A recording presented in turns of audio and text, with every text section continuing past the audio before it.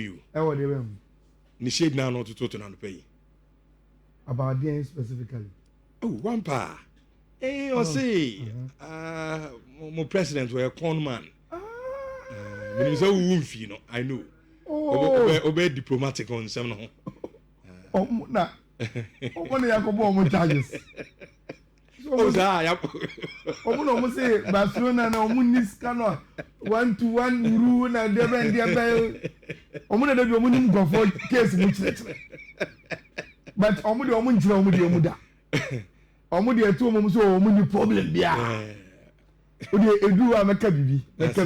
That's it. Rich. Okay, Bentley. Mudryk.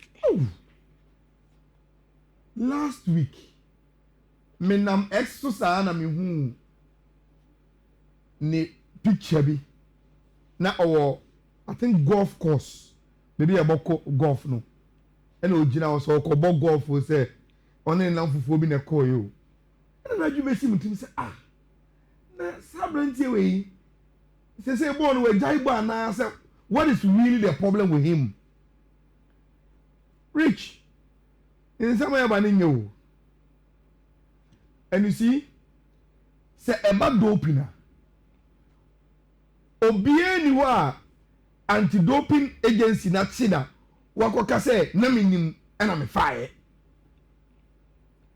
And the excuse of me complaining ma me physio e won national team camp. And I recommend say I was say I want me stem injections. Say minim say medonium e wo substance nim. And that is what happened. Players the brebu of you. Of course, you complain say ask my bread and then the wife and grow. And you don't look crowd. The wife will not be one of you. Who person die here for baby no. I think I Poba. Yes. Poba money. I think yeah, Turo also had the same issue one time. There have been a lot of players, athletes, be brave. Rich. You see? It all comes down to lack of negligence. And I say like negligence. Because when you're physio, that's a will be stem injection. You must know the kind of substance how they will play on. And say a containing your man, ya list ya unim say a ban substance there. They know how play on. So when maybe I said I could read. The former team. Who's a movie from Shakhtar Donetsk and Oba Chelsea. Rich, Shakhtar Donetsk for say if information now you have for I publish say a brand way on an account who say I see a new awesome so what my account say omo confirm say and no correct say me Ayala Mudryk echo Ukraine national team camp and omo official the man say injection no and the akofa ba Omo Ukraine FA no. And I agree with them. Omo si unimdete omo si omo. Abanti no call Chelsea no.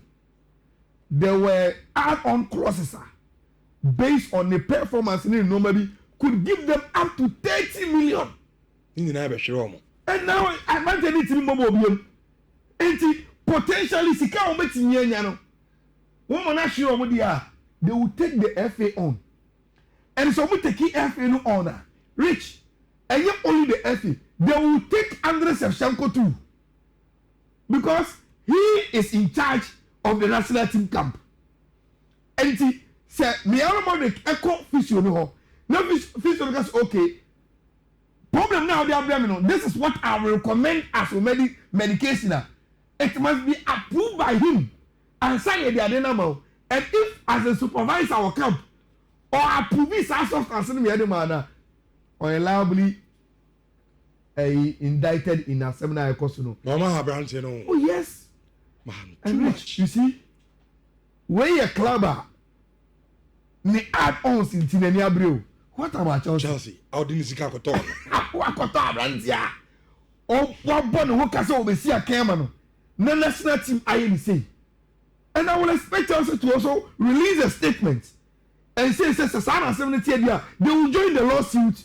For Bentia and Ayala Mudryk, but a very, very bad news. He was seen as one of the best young players. Not Chelsea Akota na wa hit the limelight and kobetimi akọ n'anim pa na Rich midimiano mo de kasemi ye quiz be on the show and talking about doping Nancy ya Blasters match here against Mali no o she players ni nyina mo de mba o giri say why na ye selecting say kwa doping me say o say o answer na o Nhyira TV YouTube wa me dey hear me analysis na the answer the last no say me say una the first correct answer by ya I will give you core credits and to make me the message about o she Ghana Blasters your team na I know who and you selecting for doping say unim ni pakra and I say we suspect say you be a o dey for answer you by Nhyira TV comment section we say me do answer no na una the first correct answer by ya I will give you core credits e wo nti yam ko any rate supercomputer can be you. And this time around, the prediction on the Champions League race. When you Premier League, Champions League. Now, according to supercomputer race, then the English teams will do very, very well. Because Rich in the 1, 2, 3, 4, 5, 6, 7, 8, 9, 10. In the top 10, no. English class in Newcastle, Chelsea, Man City, Arsenal, Liverpool. 5 out of the 10. Out of the first 10 are likely for them to win the Premier League. Supercomputer say for Liverpool with 20.4%, followed by Arsenal 16%. Now the defending champions Paris Saint-Germain about with 12.1, Man City and Barcelona nyina ewo 8.4, then Chelsea Football Club ewo 7. Then Real Madrid, Bayern, Inter, Newcastle. Now, meaning say who share now a Chelsea fan. Are you happy with the position I'm done and you think a realistic ana? Rich, the moment a supercomputer edits how they way by. And a Chelsea fans still see almost so internet so. Only do me and I'm say ebo makam hu this was my same ranking for the FIFA Club World Cup. You na Chelsea akoje. You really age. Enti ye dey penisi ya de bia no. We dey for yen to 250 oni ase ho. And we will prove you wrong. But Rich, say over Sky Sports graphic no on Adiana and more details ni ye. But Opta did a very, very good job. Now, Rich, this is what supercomputer Eka said. Liverpool, I was 72.7% chance. Say Obedu at least the quarterfinal. Say Odu quarterfinal now, our 51.5% chance. Say Obedu semis. Then our 34% chance. Say Obedu final himself, and Odu final now our 20.4% overall. Say Onu and Obeji. Rich, say over Arsenal, I say Arsenal was 68% chance. Say Obedu quarter final, 44.8% chance Obedu semis, 27.6% chance Obedu final, and the 16%, which is the last one. Now, over Chelsea, Diana, and Chelsea in Barcelona, Diana. Rich, both Chelsea and Barca, according to supercomputer, I want the same amount of percentage to reach the quarterfinal. 51.3, 51.3. But say moving from quarter no akọ semis no, Barcelona beat Chelsea kakrebi only 1%, 29.5 to Chelsea again 28. Na sani ebeya Chelsea be drew final no, oman only 15%, but gave Barcelona 16.4. Then sani yedi kan 8.4 chance say Barcelona ebeje, then 7% chance say Tima ye fair the Chelsea. But we will put this down. Now as competition progress na ye TV at the moon komo. But Rich, so the supercomputer PDT dia. The supercomputer person can say Barcelona a better team in the Champions League this season than Chelsea. We shouldn't forget 25th November. The Stamford Bridge, there's a Chelsea versus Barcelona clash, and already supercomputer X na why and your favorite for some game no I ben wa ye ba be di nkomo. Look, 74 charges from the FA against Chelsea. 74. Rich endorse. God do 74. Endorse. Sir, Debbie Agabi betina was you. Barcelona na enuma nkoye na omo miti 1:1 rule any ade. You see, expanded between 2010-2011 season, you know, to 2015-2016. Now, only idea I want idea we want manage home. Rich, Ubeche be say, Clark for your consortium ya Todd Bolly and Egbali mu leading. So what a Chelsea statement nobody abana. Almost say, oh, we Chelsea ni akawa kuma to yem. The new owners of Chelsea, ye buy ye no, the handing over no to money buy ye no. Ye show the finances now. No maybe is so. It's ye report ya the enemy FA. For say, the way I brought up a channel and go for na manage your books no. And the way your figures, be empty so, especially the way they dealt with agents no. Ye Jimmy said they've broken a lot of rules no. We are doing self-confession. Now later we who our make say ye may inherit ade no and yes we are kataso. And which I say that your problem case ye bia. A Chelsea na kasa and report ade no Emma F4 say look according to my books even before you come at them. Omo pedi omo inside that to say the old administration anya omo ni omo yie enti no mo hwehwe mo na mo ntimi emboye and they say official charges aba for Chelsea. I think Fifi did a very, very good job on the way a Norman AC Ecoye. Look, Rich, the dark transactions in football, Bebrina is done through agency and third-party investments. Where is our case? Oh yes, later. Now, clubs beer. I'm telling you. I'm declared the beer. I'm telling you. Hey, even England quite the rich.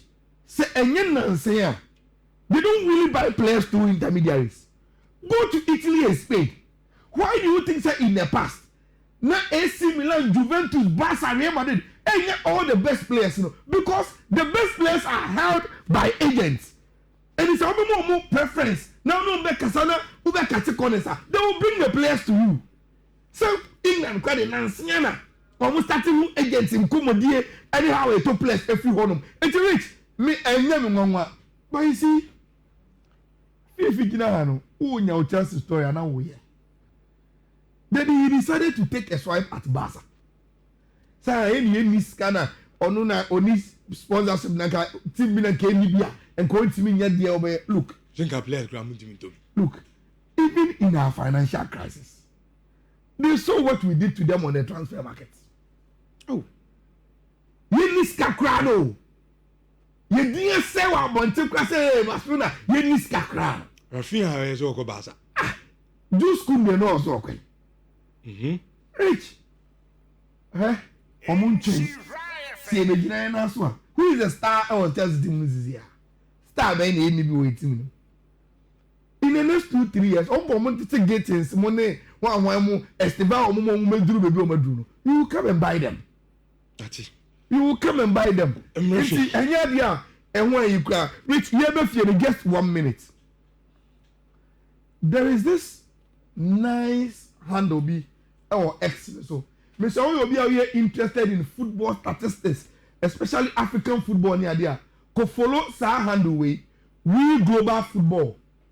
Rich, they do a very, very good job. Now, and I'm dating say, only some nice statistics be about. Rich, Nigeria watch you know. Nigeria watch you know. Papa. Unim data make us. Say, who show you a tactical board this one? From Group A to Group I of Africa, ye qualifiers now here for the World Cup. And see, and ye will be just the groups now. But Rich, they have another table. Each country be see the supercomputer Ayala which you know. The percentage. So we can qualify and they are World Cup. Now, some expanding now. You see, say Morocco need Tunisia 100 because they've already qualified. Egypt ɛwɔ 99.84%. Algeria ɛwɔ 99.84%. So it means that almost qualify here nessa. Which in the group now Nigeria woman is being led by South Africa. According to statistics, Rich, South Africa was 98.56%. It means that they are gone. Senegal 97, Cape Verde 94, Ghana 93.56. I mean, Ghana 93.56%. See about qualify with Cote d'Ivoire 92. Now, Rich, the entire America say Nigeria, I'm watching. I'm gonna say you look at the table and I'm predict say even for the second place teams no I'm going to play off no. Rich say almost share table now. Say that you Gabon, Cameroon, Benin, DR Congo.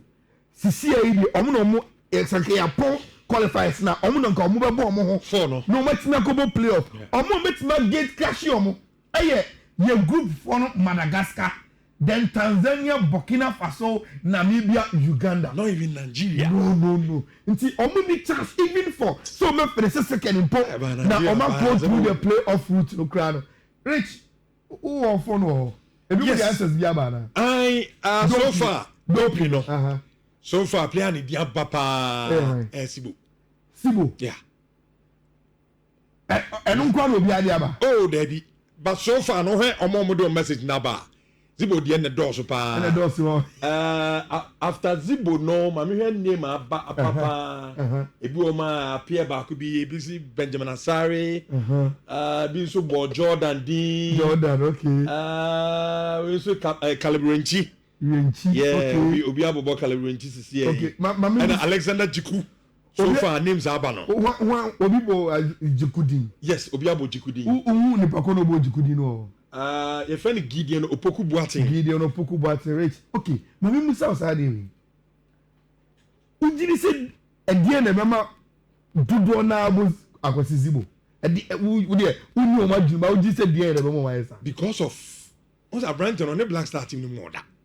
And number 1.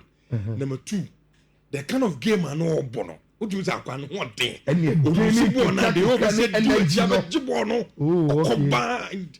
So what do you say? I say. Also, okay now. Only the first player. Okay. Then why would people also mention Benjamin Asare? Because I'm going to go. Yeah, sorry. Oh, yeah, calm. Yeah.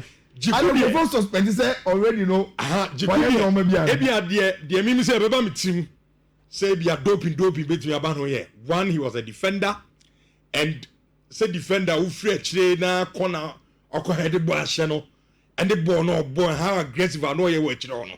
Maybe I probably over to consider on and so forth.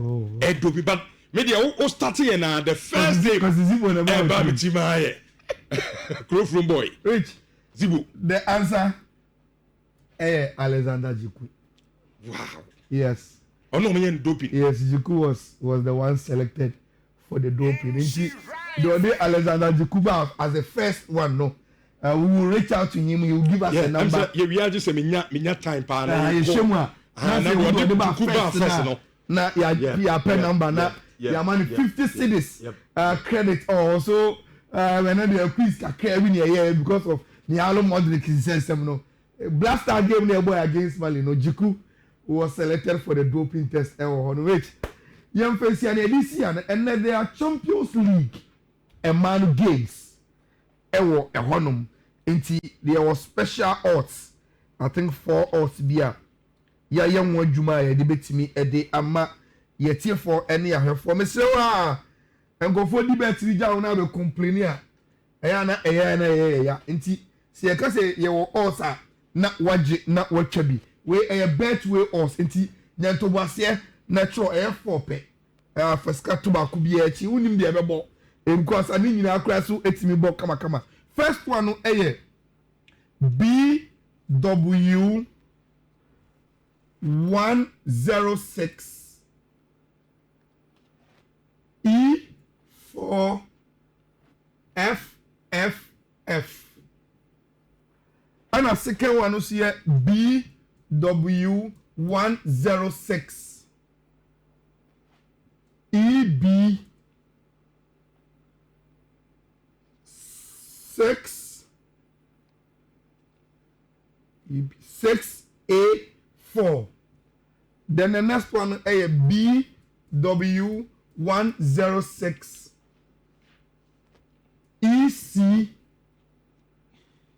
ECADC. And the last one no is BW106 EE6B3. Nti 4 betway codes. O call me socials and so on Sabekani both on Facebook and on X. They say you're about back to club football. Sure. Nti yan what you now so try like I say ubetimi ewi ni bia so Hustler JKD. Awo UK. Uh-huh. Also, some code no, omo no. Omo so person use bi. Okay.